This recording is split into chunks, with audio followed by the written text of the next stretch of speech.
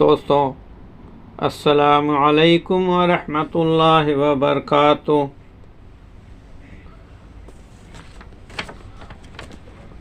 دوستوں امید ہے آپ لوگ خیریت سے ہوں گے۔ اللہ تعالیٰ آپ لوگوں کو ہمیشہ اسی طرح سے خوش رکھے، صحت مند رکھے۔ الحمدللہ رب العالمین والصلاة والسلام علی سید المرسلین، اما بعد فاعوذ باللہ من الشیطان الرجیم، بسم اللہ الرحمن الرحیم۔ اللہم افتح علینا حکمتک وانشر علینا رحمتک یا ذا الجلال والاکرام۔ دوستوں آج میں سورہ ناس اور سورہ فلق ایک ساتھ ترجمہ و تفسیر بیان کروں گا، کیونکہ یہ دونوں صورتیں ایک ساتھ نازل ہوئیں۔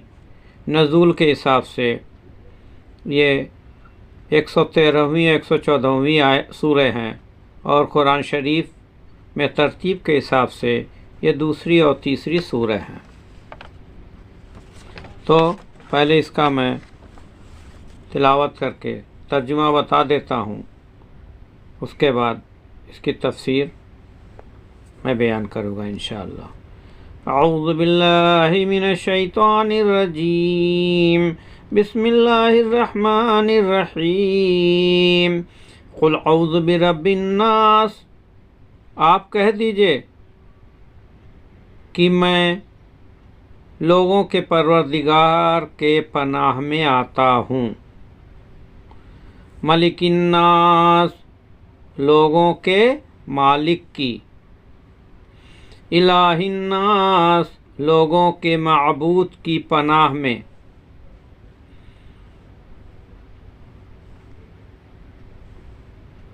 من شر الوسواس الخناس، وسوسہ ڈالنے والے پیچھے ہٹ جائیں۔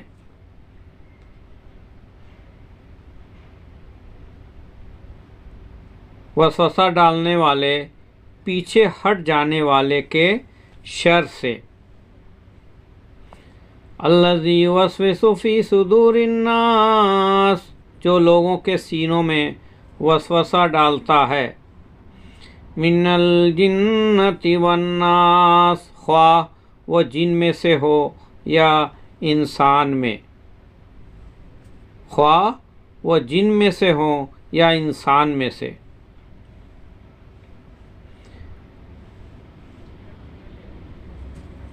دوسرے یعنی کہ ترتیب کے حساب سے تیسری سورہ فلق۔ بسم اللہ الرحمن الرحیم۔ قل اعوذ برب الفلق، آپ کہہ دیجئے کہ میں صبح کے رب کی پناہ میں آتا ہوں۔ من شر ما خلق، ہر اس چیز کے شر سے جو اس نے پیدا کی ہے۔ وَمِن شَرِّ غَاسِقٍ إِذَا وَقَبَ، اور اندھیری رات کی تاریکی کے شر سے جب اس کا اندھیرا پھیل جائے۔ وَمِن شَرِّ النَّفَّاثَاتِ فِي الْعُقَدِ، اور گرہ لگا کر ان میں پھونکنے والیوں کی شر سے بھی۔ وَمِن شَرِّ حَاسِدٍ إِذَا حَسَدَ، اور حسد کرنے والے کی برائی سے بھی جب وہ حسد کرے۔ انشاءاللہ اس کی تفسیر یا اس کے بارے میں، کیونکہ سورہ فلق کے بعد سورہ ناس ہے، وہ آپ کے قرآن کے نزول کی ترتیب کے حساب سے، اور قرآن مجید میں جو ترتیب ہے وہ سورہ ناس پہلے ہے، الحمد شریف سورہ فاتحہ کے بعد، پھر تیسرے نمبر پہ سورہ فلق ہے۔ ان دونوں کی مشترکہ فضیلت متعدد احادیث میں بیان کی گئی ہے۔ مثلا ایک حدیث میں محمد صلی اللہ علیہ وسلم نے فرمایا، آج کی رات مجھ پر کچھ ایسی آیات نازل ہوئیں جن کی مثل یعنی مثال، جن کی مثل میں نے کبھی نہیں دیکھی، ان کی مثل میں نے کبھی نہیں دیکھی۔ یہ فرما کر آپ نے یہ دونوں صورتیں پڑھیں۔ صحیح مسلم میں اور حدیث نمبر 814 ہے، صحیح مسلم کی حدیث نمبر 814 ہے، و جامع ترمذی میں حدیث نمبر 2902 ہے۔ ابن عابس جہنی رضی اللہ عنہ سے آپ صلی اللہ علیہ وسلم نے فرمایا، اے ابن عابس رضی اللہ تعالیٰ عنہ، کیا میں تمہیں سب سے بہترین ذریعہ بچاؤ نہ بتاؤں، جس کے ذریعہ سے پناہ طلب کرنے والے پناہ مانگتے ہیں؟ انہوں نے عرض کیا، ہاں ضرور بتلائیے۔ جس کے ذریعے سے آپ صلی اللہ علیہ وسلم نے دونوں صورتوں کا ذکر کر کے فرمایا، یہ دونوں معوذتین ہیں۔ صحیح سنن النسائی 454/3۔ نبی صلی اللہ علیہ وسلم انسانوں اور جنوں کی نظر سے پناہ مانگا کرتے تھے۔ جب یہ دونوں صورتیں نازل ہوئیں تو آپ نے ان کے پڑھنے کو معمول بنا لیا اور باقی دوسری چیزیں چھوڑ دیں۔ صحیح سنن الترمذی میں الالبانی 405/2۔ حضرت عائشہ رضی اللہ تعالی عنہا فرماتی ہیں، جب آپ صلی اللہ علیہ وسلم کو کوئی تکلیف ہوتی تو معوذتین قل اعوذ برب الفلق اور قل اعوذ برب الناس پڑھ کر اپنے جسم پر پھونک لیتے۔ جب آپ صلی اللہ علیہ وسلم کی تکلیف زیادہ ہو گئی، میں یہ صورتیں پڑھ کر آپ کے ہاتھوں کو برکت کی امید سے آپ کے جسم پر پھیرتی۔ صحیح بخاری حدیث نمبر 5016 و صحیح مسلم حدیث نمبر 2192۔ جب نبی صلی اللہ علیہ وسلم پر جادو کیا گیا تو جبرائیل علیہ السلام یہی دو صورتیں لے کر آئے، حاضر ہوئے اور فرمایا کہ ایک یہودی نے آپ صلی اللہ علیہ وسلم پر جادو کیا ہے،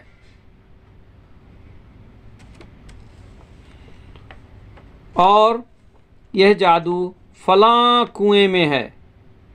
آپ صلی اللہ علیہ وسلم نے حضرت علی رضی اللہ تعالیٰ عنہ کو بھیج کر اس کو منگوایا۔ یہ ایک کنگھی کے دندانوں اور بالوں کے ساتھ ایک تانت کے اندر 11 گرہیں پڑی ہوئی تھیں۔ کتنی؟ 11 گرہیں پڑی ہوئی تھیں، اور دونوں صورتوں میں 5 اور 6 11 آیتیں بھی ہیں، اور موم کا ایک پتلا تھا۔ 11 گرہیں پڑی ہوئی تھیں اور موم کا ایک پتلا تھا جس میں سوئیاں چبوئی ہوئی تھیں۔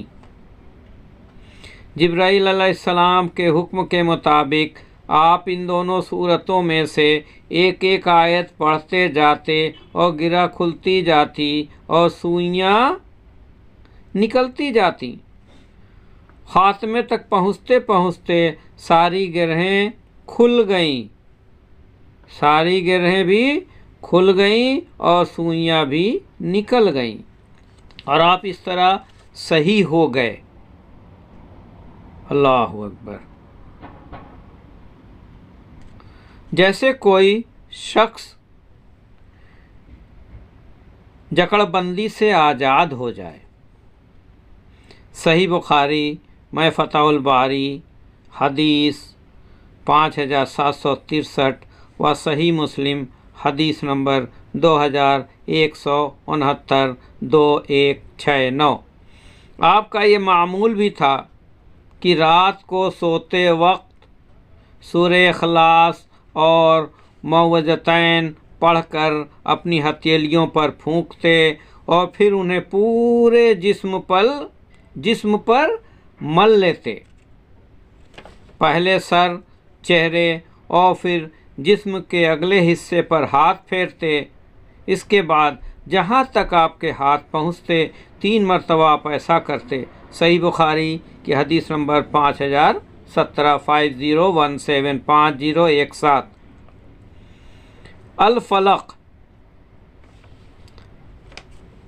الفلق قل اعوذ برب الفلق۔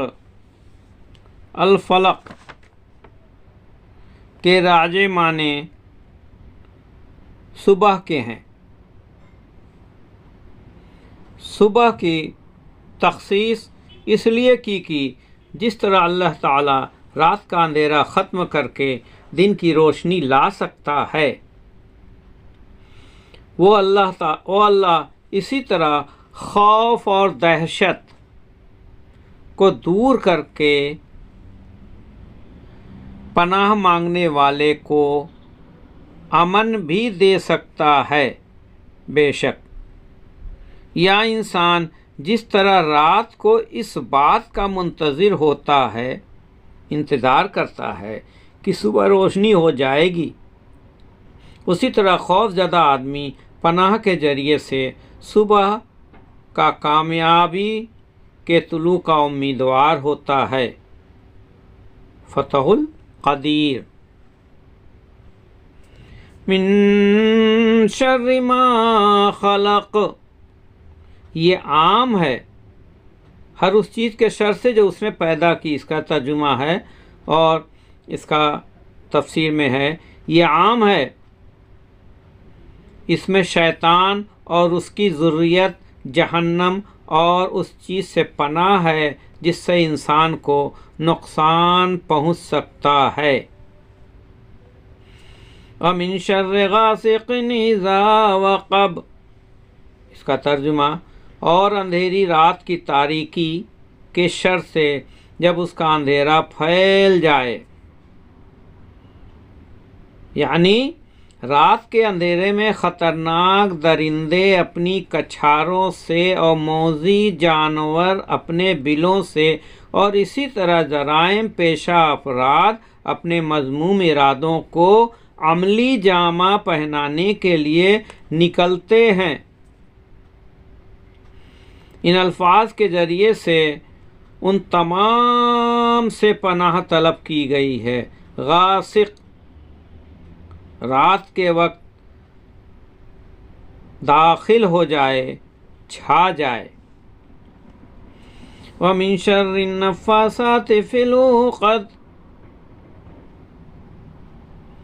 اور گرہ لگا کر ان میں پھونکنے والیوں کے شر سے، پھونکنے والیوں کی شر سے بھی، یعنی نفاسات مؤنث کا صیغہ ہے جو النفوس موصوف محذوف کی صفت ہے۔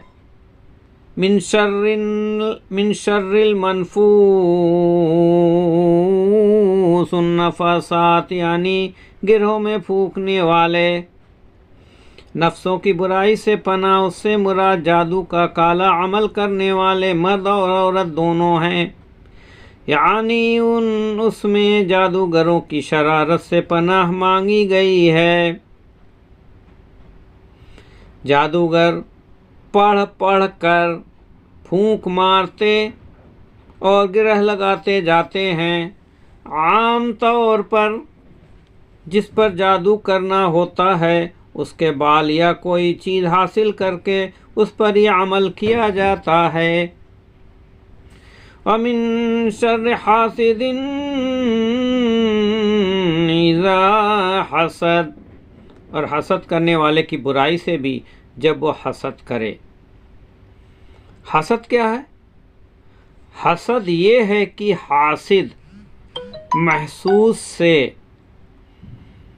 محسوس سے زوال کی نعمت کی آرزو کرتا ہے، چنانچہ اس سے بھی پناہ طلب کی گئی ہے، کیونکہ حسد بھی ایک نہایت بری اخلاقی بیماری ہے جو نیکیوں کو کھا جاتی ہے، جو نیکیوں کو کھا جاتی ہے۔ اس کے بعد جو ہے وہ سورہ ناس ہے، قل اعوذ برب الناس۔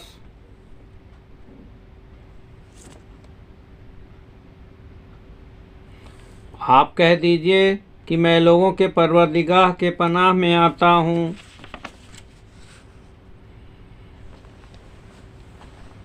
تو سورہ ناس کی فضیلت ہم سورہ فلق کے پہلے آپ سے بتا چکے ہیں، جس میں آتا ہے کہ نبی صلی اللہ علیہ وسلم کو نماز میں بچھو نے ڈس لیا۔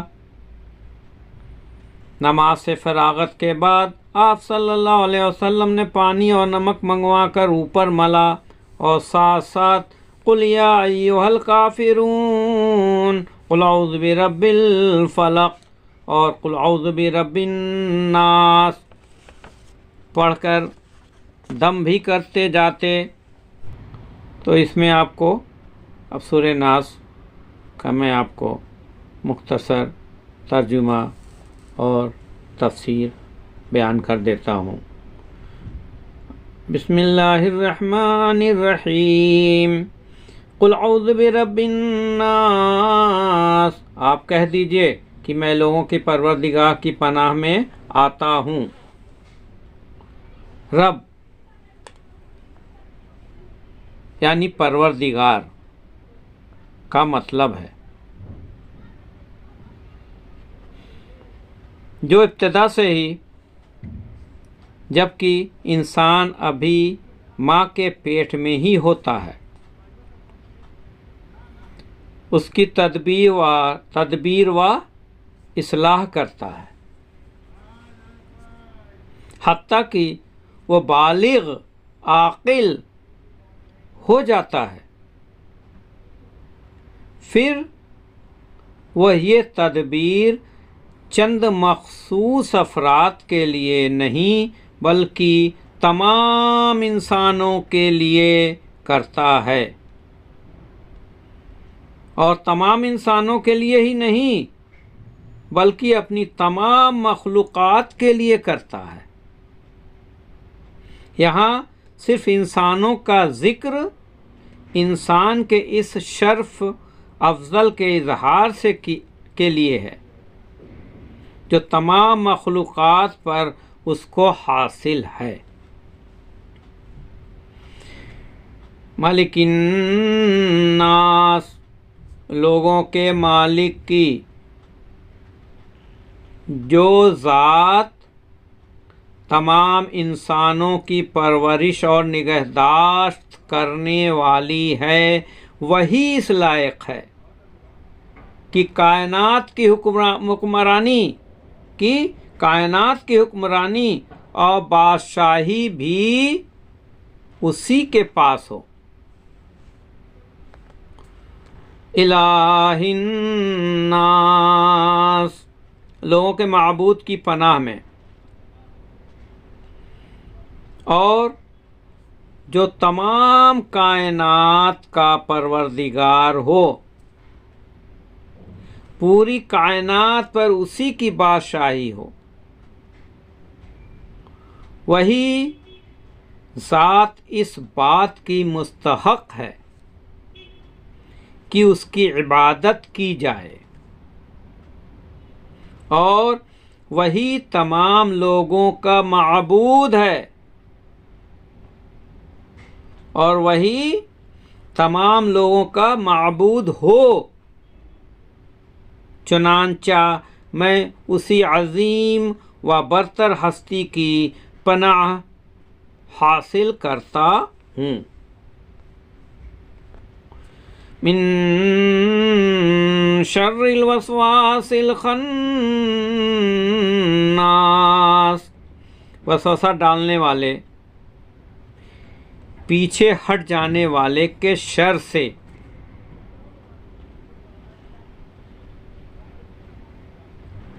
الوسواس بعض کے نزدیک اسم فاعل الموصوف کے معنی میں ہے، اور بعض کے نزدیک یہ ذی الوسواس ہے۔ وسوسہ مخفی آواز کو کہتے ہیں، وسوسہ مخفی آواز کو کہتے ہیں۔ شیطان بھی نہایت غیر محسوس طریقوں سے انسان کی دلوں میں بری باتیں ڈال دیتا ہے، اسی کو وسوسہ کہتے ہیں۔ الخناس کھسک جانے والا، یہ شیطان کی صفت ہے۔ جب اللہ کا ذکر کیا جائے تو یہ کھسک جاتا ہے، اور اللہ کی یاد سے غفلت برتی جائے تو دل پر چھا جاتا ہے۔ الذی یوسوس فی صدور الناس،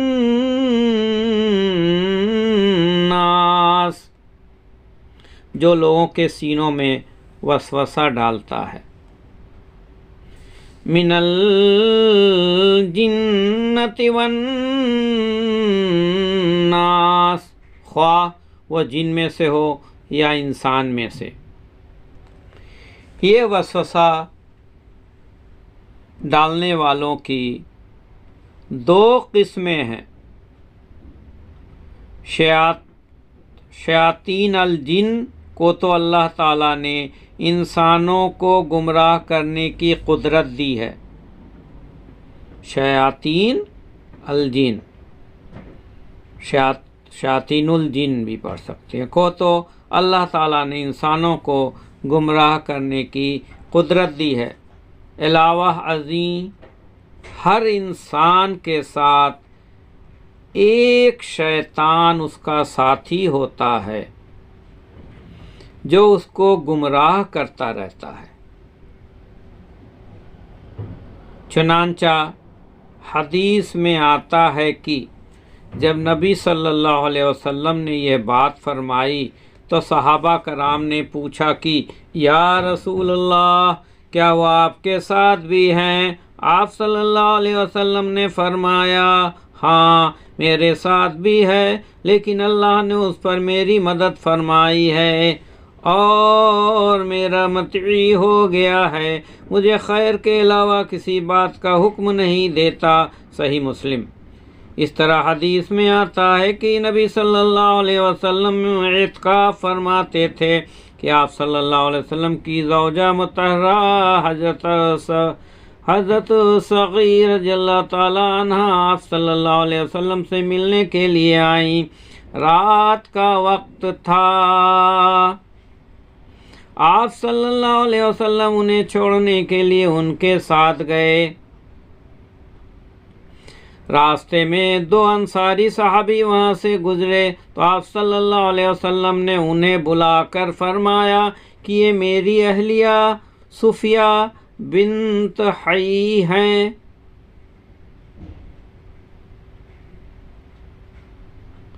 انہوں نے عرض کیا، یا رسول اللہ صلی اللہ علیہ وسلم کی بابت ہمیں کیا بدگمانی ہو سکتی تھی؟ آپ صلی اللہ علیہ وسلم نے فرمایا، یہ تو ٹھیک ہے، لیکن شیطان انسان کی رگوں میں خوف کی طرح دوڑتا ہے۔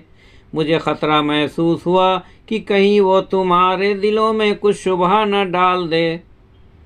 صحیح بخاری۔ دوسرے شیطان انسانوں میں سے ہوتے ہیں، دوسرے شیطان کیا ہے؟ انسانوں میں سے ہوتے ہیں، جو ناصح مشفق کے روپ میں انسانوں کو گمراہی کی ترغیب دیتے ہیں۔ بعض کہتے ہیں کہ شیطان جن کو گمراہ کرتا ہے۔ یہ ان کی دو قسمیں ہیں، یعنی شیطان انسانوں کو بھی گمراہ کرتا ہے اور جنات کو بھی۔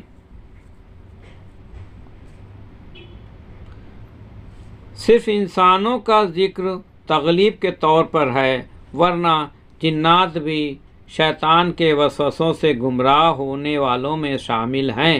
عباس کہتے ہیں کہ جنوں پر بھی قرآن میں رجال کا لفظ بولا گیا ہے۔ وَأَنَّهُ كَانَ رِجَالٌ مِّنَ الْإِنسِ يَعُوذُونَ بِرِجَالٍ مِّنَ الْجِنِّ فَزَادُوهُمْ رَهَقًا۔ سورہ الجن آیت نمبر 72۔ اس لیے وہ بھی ناس کا مصداق ہیں۔ تو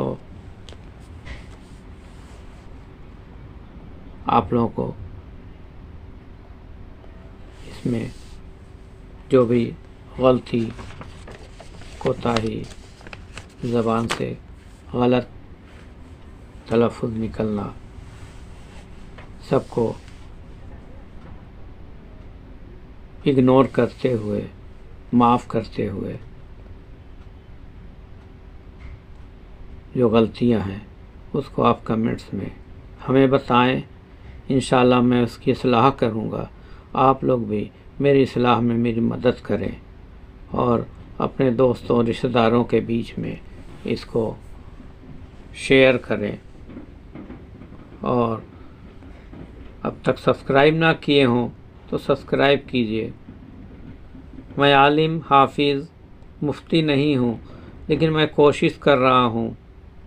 اس ناچیز کی مدد کیجئے، اور آپ لوگ جتنے سبسکرائب کریں گے اتنا ہی میرا اس ویڈیو کا سبسکرپشن پھیلے گا اور نوٹیفیکیشن زیادہ لوگوں تک جائے گا، اور اس کو لوگ پھیلاتے جائیں گے تو میرا نئے نئے ویڈیو کا نوٹیفیکیشن زیادہ لوگوں تک پہنچے گا، اور میری ٹوٹی پھوٹی زبان سے جو بھی میں بیان کروں گا ان تک پہنچے گا۔ اللہ تعالیٰ میری مدد فرمائے اور آپ لوگوں کو بھی اس سے کچھ سیکھنے کا موقع ملے، اور اللہ تعالیٰ سب کو ایمان پہ رکھے اور سب کا خاتمہ ایمان پہ ہو، اور جب خاتمہ ہو، آخری وقت ہو، تو یہ ہمارے زبان پہ یہ کلمہ ہو، لا الہ الا اللہ محمد الرسول اللہ صلی اللہ علیہ وسلم۔ اللہ حافظ، فی امان۔